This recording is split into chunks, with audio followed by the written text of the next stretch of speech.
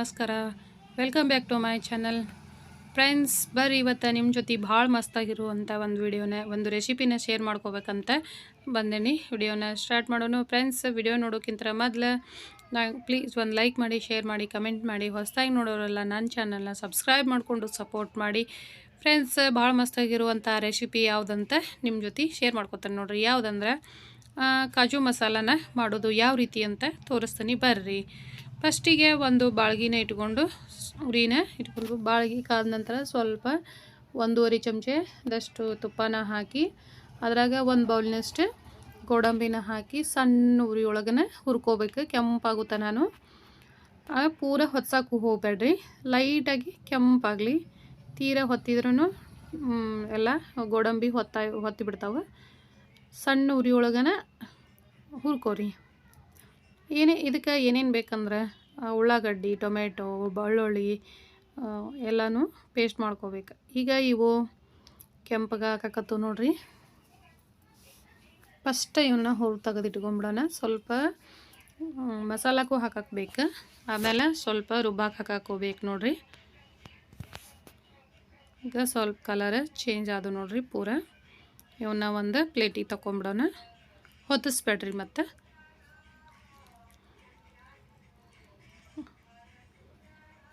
Next ಉರಿನ ಸಣ್ಣಗೆ ಇಟ್ಕೊಂಡು ಅದ್ರಾಗ ಸ್ವಲ್ಪ ಎಣ್ಣೆ ಕಾಯಕ್ಕೆ ಹಾಕಿ ಸ್ವಲ್ಪ ಜೀರಿಗೆ, ಚಕ್ಕೆ, ಆಮೇಲೆ ಕರಿಬೇವು, ಉಳ್ಳಾಗಡ್ಡಿ, ಬೆಳ್ಳುಳ್ಳಿ, ಟೊಮೆಟೊ ಎಲ್ಲನೂ ಹಾಕಿ ಬೆಳ್ಳುಳ್ಳಿ ಅಲ್ಲ, ಉಳ್ಳಾಗಡ್ಡಿ, ಟೊಮೆಟೊ, ಕರಿಬೇವು, ಚಕ್ಕಿನ ಹಾಕಿ ಲವಂಗ ಇದನ್ನ ಹುರ್ಕೊಂಬಿಡೋಣ. ಈಗ ಕಲರ್ ಚೇಂಜ್ ಆಗೋವರೆಗೂ ಹುರ್ಕೋರಿ. ಬೇಕಾದ್ರೆ ನೀವು ಸಪ್ರೇಟಾಗಿ ಹುರ್ಕೋತಾನಂದ್ರೆ ಬೇರೆ ಬೇರೆನೂ ಹುರ್ಕೋರಿ. ನಾನು ಇದ್ರೊಳಗನ ಹುರ್ಕೊಂಡೆ. ನೆಕ್ಸ್ಟ್ ಇದು ಆರಿ ತಣ್ಣಗಾಗಿಂದ ಇದನ್ನು ಮಿಕ್ಸಿಗೆ ಹಾಕಿ ಗ್ರೈಂಡ್ ಮಾಡ್ಕೋರಿ. ನೋಡ್ರಿ, ಅದೆಲ್ಲ ಎಣ್ಣೆ ಬಿಟ್ಕೊತದೆ. ಅದ್ರಾಗೆಲ್ಲ ಬೆಂದವಲ್ಲ ಉಳ್ಳಾಗಡ್ಡಿ, ಟೊಮೆಟೊ. ನೆಕ್ಸ್ಟ್ ಇದನ್ನು ಪೇಸ್ಟ್ ಮಾಡ್ಕೊಂಬಿಡ್ರಿ.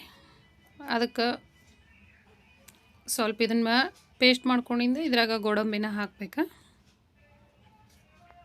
ಸಿಂಪಲ್ ನೋಡ್ರಿ ಮೆಥಡ್. ಇದು ಭಾಳ ಸಿಂಪಲ್ ಐತಿ, ಅಂತ ಏನು ಇದು ಇಲ್ಲ. ಇಷ್ಟ ನೀವು ಇದು ಗೋಡಂಬಿನ ಹಾಕಿ ನಾವು ತೆಗಿಯುವಾಗ ಕಲರ್ ಚೇಂಜ್ ಇದ್ವು. ಸ್ವಲ್ಪ ಹೊತ್ತಿಗೆ ಬೇರೆ ಕಲರ್ ಬಂದುಬಿಟ್ಟವನು ಗೋಡಂಬಿವು. ಇದೆಲ್ಲ ಪೇಸ್ಟ್ ಆತಲ್ಲ. ಈಗ ಮತ್ತೊಂದು ಬಾಳ್ಗೆ ಒಳಗೆ ಒಗ್ಗರಣೆ ಹಾಕ್ಕೊಂಡು ಬಿಡೋಣ. ಈಗ ಮಸಾಲದ್ದು ಅದಕ್ಕೆ ಎಣ್ಣೆ ಕಾಯಕ್ಕಿಟ್ಟು ಸಾಸಿವೆನ ಹಾಕಿ ಅದಕ್ಕೆ ನಮ್ಮ ದಿಕ್ಷು ಗೋಡಂಬಿನ ಖಾಲಿ ಮಾಡಕತ್ಬಿಟ್ಟ ನೋಡು. ಸಾಸಿವೆ ಚಟಪಟ ಅಂದ್ವಲ್ಲ. ಈಗ ಇದಕ್ಕೆ ರುಬ್ಬಿಟ್ಕೊಂಡಿರುವಂಥ ಪೇಸ್ಟ್ನ ಹಾಕಿಬಿಡೋಣ. ಮೊದಲು ಅದೆಲ್ಲ ಎಣ್ಣೆಯಾಗ ಫ್ರೈ ಆಗಿರ್ತೈತಿ. ಇನ್ನೊಮ್ಮೆ ಚೆಂದಾಗಿ ಅದನ್ನು ಮಿಕ್ಸ್ ಮಾಡ್ಕೊಂಬಿಡೋಣ್ರಿ. ಇದನ್ನೆಲ್ಲನೂ ಚೆಂದಾಗ ಮಿಕ್ಸ್ ಮಾಡ್ಕೊಂಡು ಅದ್ರದ್ದು ಕಲರ್ ಚೇಂಜ್ ಆಕತ್ತೆ ನೋಡ್ರಿ. ಇಷ್ಟೇ ಹುರ್ಕೊಳ್ಳೋಣ. ಇದನ್ನು ಬೇಯಿಸೋಣ. ಎಣ್ಣೆಯೊಳಗೆ ಈ ರೀತಿ ಇದನ್ನು ಫ್ರೈ ಮಾಡಿದ್ದೀವಲ್ಲ. ಈಗ ಇದಕ್ಕೆ ಉಪ್ಪು, ಖಾರ, ಗರಂ ಮಸಾಲ, ಸ್ವಲ್ಪ ಬೇಕಂದ್ರೆ ಬೆಲ್ಲ ನೀವು ಹಾಕ್ಕೋಬಹುದು, ಬ್ಯಾಡಂದ್ರೆ ಸ್ಕಿಪ್ ಮಾಡ್ಕೋಬೋದು. ಈಗ ನಾನು ಇದಕ್ಕೆ ಒಣ ಖಾರ, ಉಪ್ಪು, ಅರಿಶಿನ ಪುಡಿನ ಹಾಕಿ ಇದನ್ನ ಮತ್ತೊಮ್ಮೆ ಮಿಕ್ಸ್ ಮಾಡಕತ್ತೆ. ಉರಿನ ಸಣ್ಣ ಉರಿ ಇಡ್ರಿ, ಇಲ್ಲಾಂದ್ರೆ ಹೊತ್ತಿ ಬಿಡ್ತೈತಿ. ಆಮೇಲೆ ಬೇಕಂದ್ರೆ ಬೆಲ್ಲ ಹಾಕ್ರಿ, ಬೇಡಂದ್ರೆ ಸ್ಕಿಪ್ ಮಾಡ್ಕೋರಿ. ರುಬ್ಬಿರುವಂಥ ಮಿಕ್ಸಿ ಜಾರಿಗೆ ನೀರು ಹಾಕಿ ಇದ್ರಾಗ ಸೇರಿಸ್ಕೊರಿ. ಇದು ನಿಮಗೆ ಯಾವ ರೀತಿ ಬೇಕು, ದಪ್ಪ ಬೇಕಂದ್ರೆ ದಪ್ಪು, ಅಥವಾ ತೆಳು ಬೇಕಂದ್ರೆ ತೆಳುಗ, ಇಲ್ಲ ಮೀಡಿಯಮ್ ಅಂದರೆ ಮೀಡಿಯಮ್. ನಾನು ಮೀಡಿಯಮ್ ಮಾಡಾಕತ್ತೇನೆ ನೋಡ್ರಿ. ತೀರ ದಪ್ಪಗೂ ಅಲ್ಲ, ತೀರ ತೆಳುಗೂ ಅಲ್ಲ, ಮಸಾಲ ಅಲ್ಲ, ಅದಕ್ಕೆ ಮೀಡಿಯಮಾಗಿ ಮಾಡ್ಕೊಳಕತ್ತೇನೆ. ಫ್ರೆಂಡ್ಸ್, ನಾನು ಓನ್ ಸ್ಟೈಲ್ ಒಳಗೆ ಮಾಡೀನಿ.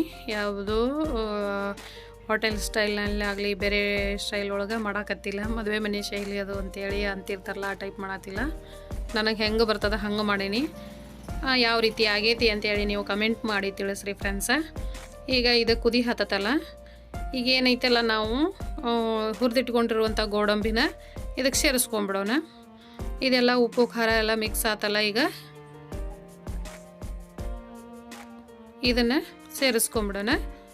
ಈಗ ನಮ್ದು ಕಾಜು ಮಸಾಲ ರೆಡಿ ಆಯ್ತು. ಇದಕ್ಕೆ ಇನ್ನೊಂದು ಐತ್ರಿ ಫ್ರೆಂಡ್ಸ್, ಏನಪ್ಪ ಅಂತಂದ್ರೆ ಕೊತ್ತಂಬರಿ, ಲಾಸ್ಟಿಗೆ ಕೊತ್ತಂಬರಿ, ಆಮೇಲೆ ಫ್ರೆಶ್ ಕ್ರೀಮ್ ಅಂತಂದ್ರೆ ನಾವೇನು ಹೊರಗಡೆಯಿಂದ ತಂದಿರೋದಿಲ್ಲ, ಮನ್ಯಾಗ ಇರುವಂಥ ಕೆನಿನ ತೆಗೆದಿಟ್ಟಿರ್ತೀವಲ್ಲ ಅದನ್ನ ಹಾಕ್ತೀವಿ ನೋಡ್ರಿ. ಸ್ವಲ್ಪ ಅದು ಫ್ರಿಜ್ ಒಳಗೆ ಇಟ್ಟಿದ್ವಲ್ಲ ಗಟ್ಟಿಯಾಗಿತ್ತು, ಇದನ್ನು ಇದ್ರಾಗ ಹಾಕಿಂದ ಮಿಕ್ಸ್ ಮಾಡ್ಕೊಂಡು ಈಗ ಸ್ವಲ್ಪ ಉದುರಿಸ್ಬಿಡೋಣ ಈ ಕೊತ್ತಂಬರಿನ.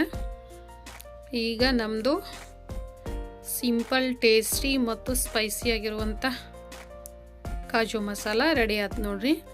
ಇದ್ರ ಜೊತೆಗೆ ಚಪಾತಿನಾರ ಮಾಡ್ಕೋರಿ, ರೊಟ್ಟಿನಾರ ಮಾಡ್ಕೋರಿ, ಅಥವಾ ಪೂರಿನಾರ ಮಾಡ್ಕೋರಿ, ಪರೋಟನಾರ ಮಾಡ್ಕೋರಿ, ಯಾವ್ದು ಮಾಡ್ಕೊಂಡ್ರು ಟೇಸ್ಟ್ ಆಗ್ತೈತಿ. ನಾನು ಮಾತ್ರ ಈಸಿ ಮೆಥಡ್ ಒಳಗೆ ಆಗುವಂಥದ್ದು ಚಪಾತಿ, ಯಾಕಂದ್ರೆ ನನ್ನ ಮಕ್ಕಳು ಇಷ್ಟಪಟ್ಟು ತಿನ್ನುವಂಥದ್ದು ಚಪಾತಿ, ಹೀಗಾಗಿ ಚಪಾತಿನ ಮಾಡಾಕತ್ತೀನಿ.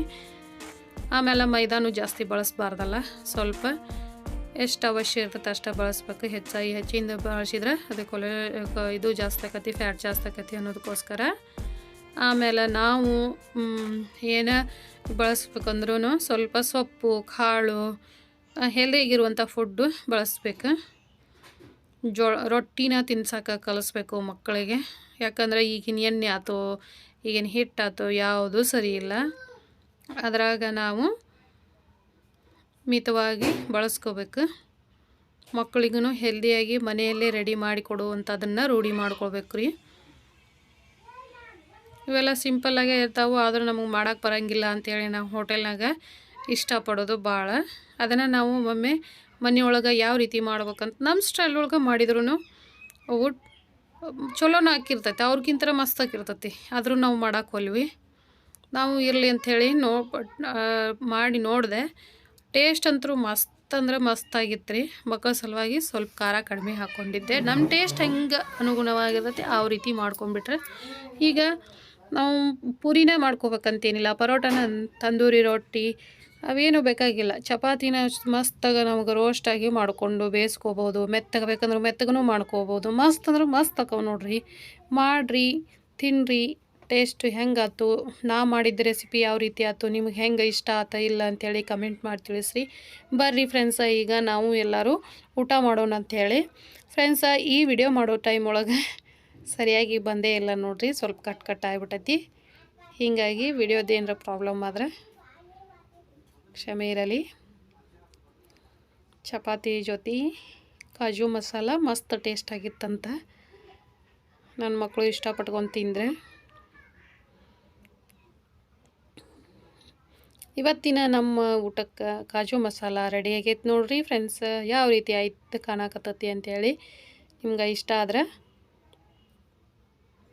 ಕಮೆಂಟ್ ಮಾಡಿ ತಿಳಿಸ್ರಿ.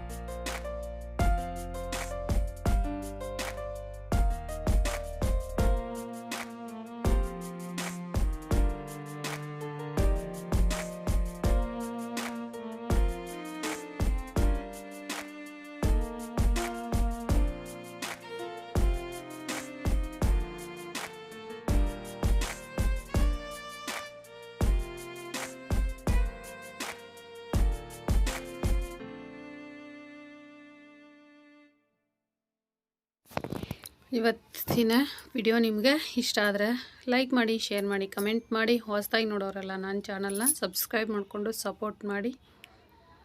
ಮತ್ತು ನೀವು ಮುಂದಿನ ವಿಡಿಯೋವೊಂದಿಗೆ ಭೇಟಿ ಆಗೋಣ. ಇವತ್ತಿನ ಊಟ ಅಂತೂ ಸಖತ್ತಾಗಿತ್ತು ನೋಡಿರಿ, ಭಾರಿ ಟೇಸ್ಟ್ ಸೂಪರು ಮಸ್ತಾಗಿತ್ತು. ನಿಮಗೆ ಯಾವ ರೀತಿ ಅನ್ನಿಸ್ತು ಅಂತೇಳಿ ಕಮೆಂಟ್ ಮಾಡಿ ತಿಳಿಸ್ರಿ ಫ್ರೆಂಡ್ಸ್. ಬಾಯ್.